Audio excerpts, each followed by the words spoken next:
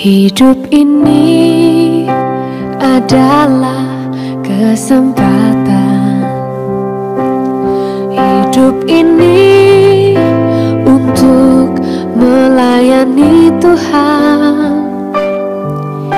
Jangan sia-siakan. Shalom pemirsa, sebelum mendengarkan firman Tuhan hari ini, kita sama-sama berdoa.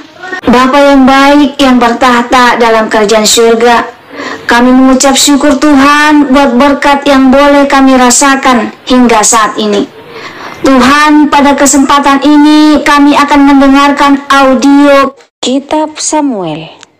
Kiranya firman-Mu ini boleh menjadi berkat bagi kami dan nama Tuhan yang dimuliakan. Kiranya Tuhan memberkati kami dalam kehidupan kami. Mohon ampun dosa pelanggaran kami, karena kami berdoa dalam nama Yesus yang menebus kami. Sesudah itu, Absalom menyediakan baginya sebuah kereta serta kuda dan 50 orang yang berlari di depannya. Maka setiap pagi berdirilah Absalom di tepi jalan yang menuju pintu gerbang. Setiap orang yang mempunyai perkara dan yang mau masuk menghadap raja untuk diadili perkaranya, orang itu dipanggil Absalom dan ditanyai, "Dari kota manakah engkau?" Apabila ia menjawab, "Hambamu ini datang dari suku Israel anu." Maka berkatalah Absalom kepadanya, "Lihat, perkaramu itu baik dan benar, tetapi dari pihak raja tidak ada seorang pun yang mau mendengarkan engkau." Lagi kata Absalom, "Sekiranya aku diangkat menjadi hakim di negeri ini, maka setiap orang yang mempunyai perkara atau pertikaian hukum boleh datang kepadaku, dan aku akan menyelesaikan perkaranya dengan adil." Apabila seseorang datang mendekat untuk sujud menyembah kepadanya, maka diulurkannyalah tangannya, dipegangnya orang itu dan diciumnya. Cara yang demikianlah diperbuat Absalom kepada semua orang Israel yang mau masuk menghadap untuk diadili perkaranya oleh raja. Dan demikianlah Absalom mencuri hati orang-orang Israel.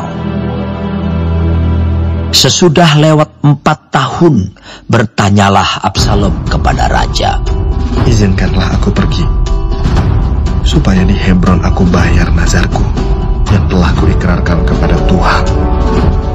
Sebab hambamu ini, ketika masih tinggal di Gesur, di Aram, telah bernazar demikian, jika Tuhan sungguh-sungguh memulangkan aku ke Yerusalem, maka aku akan beribadah kepada Tuhan."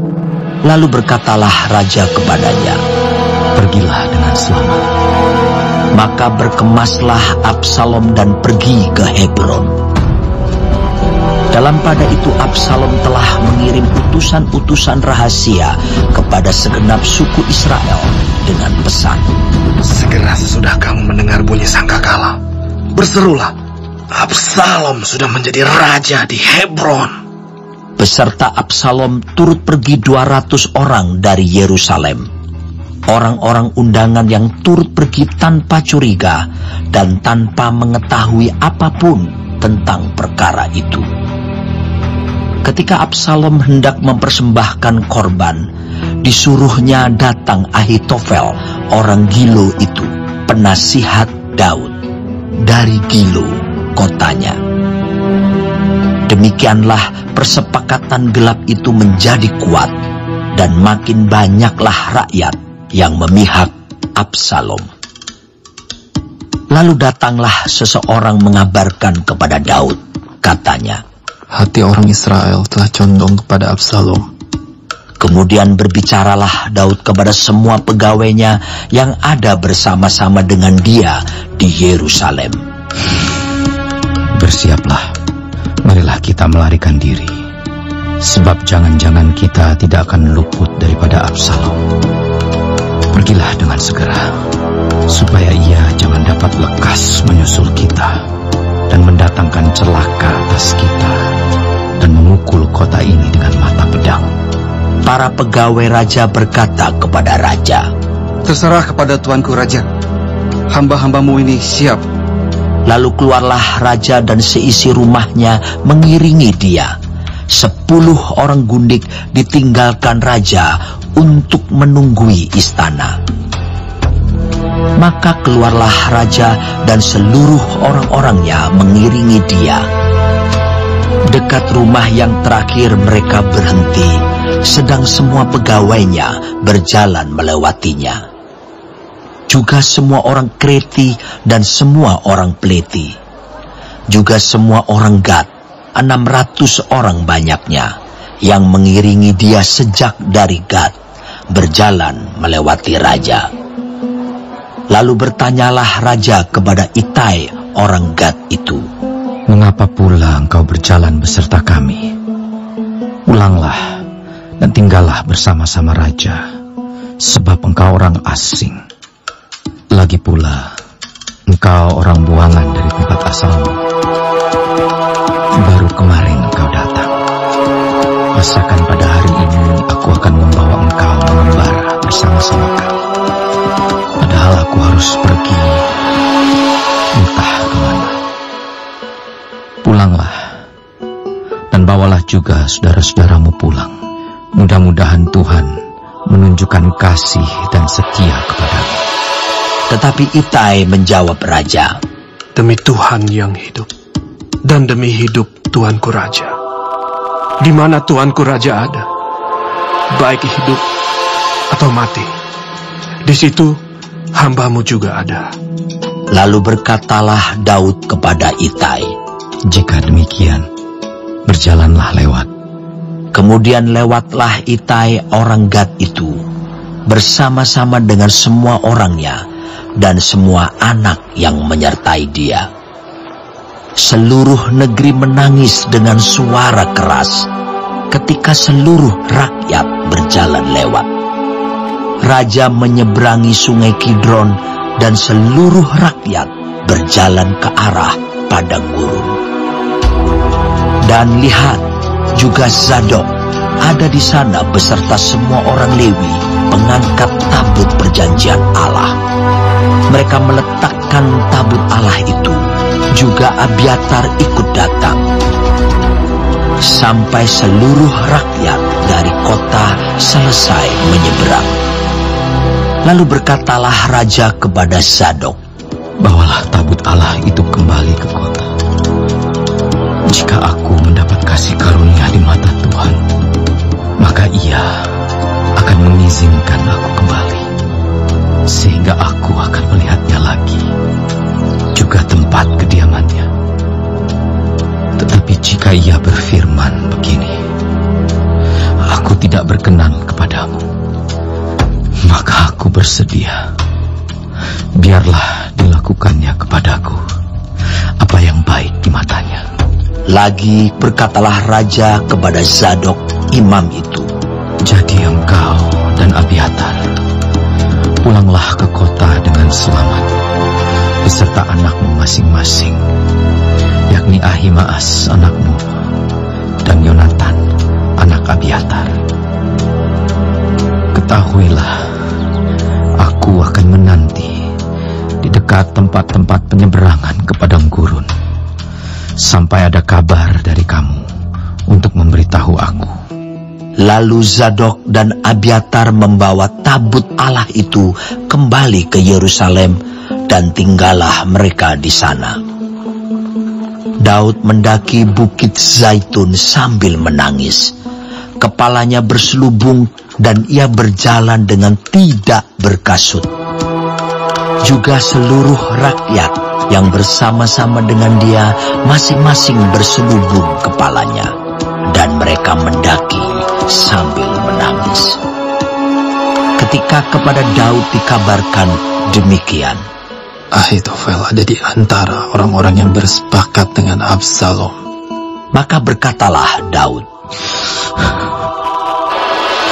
"Gagalkanlah kiranya nasihat Ahitofel itu, ya Tuhan." Ketika Daud sampai ke puncak, ke tempat orang sujud menyembah kepada Allah. Maka datanglah Husai, orang Arki, mendapatkan dia dengan jubah yang terkoyak dan dengan tanah di atas kepala. Berkatalah Daud kepadanya, "Jika engkau turut dengan aku, maka engkau menjadi beban kepadaku nanti. Tetapi jika engkau kembali ke kota dan berkata kepada Absalom, 'Aku ini hambamu ya Raja. Sejak dahulu aku hamba ayahmu, tetapi sekarang aku menjadi hambamu.' Dengan demikian, engkau dapat membatalkan nasihat Ahitofel demi aku. Bukankah Zadok dan Abiatar, imam-imam itu, ada bersama-sama engkau di sana? Jadi segala yang kau dengar dari dalam istana raja, haruslah kau beritahukan kepada Zadok dan Abiatar, imam-imam itu. Ingatlah, di sana bersama-sama dengan mereka ada kedua anak mereka, Ahimaas anak Zadok dan Yonatan anak Abiatar. Dengan perantaraan mereka, haruslah kamu kirimkan kepadaku segala hal yang kamu dengar." Dan tibalah Husai, sahabat Daud, di Yerusalem tepat pada waktu Absalom masuk ke kota itu. Baik, sebelum mengakhiri firman Tuhan hari ini, kita sama-sama berdoa. Bapa kami yang di surga, dikuduskanlah namamu. Datanglah kerajaanmu. Jadilah kehendakmu di bumi seperti di sorga. Berikanlah kami pada hari ini makanan kami yang secukupnya, dan ampunilah kami akan kesalahan kami, seperti kami juga mengampuni orang yang bersalah kepada kami. Dan janganlah membawa kami ke dalam pencobaan, tetapi lepaskanlah kami daripada yang jahat. Karena Engkaulah yang empunya kerajaan dan kuasa dan kemuliaan sampai selama-lamanya. Amin. Terima kasih pemirsa telah mendengarkan firman Tuhan hari ini. Sampai ketemu besok hari. Terima kasih.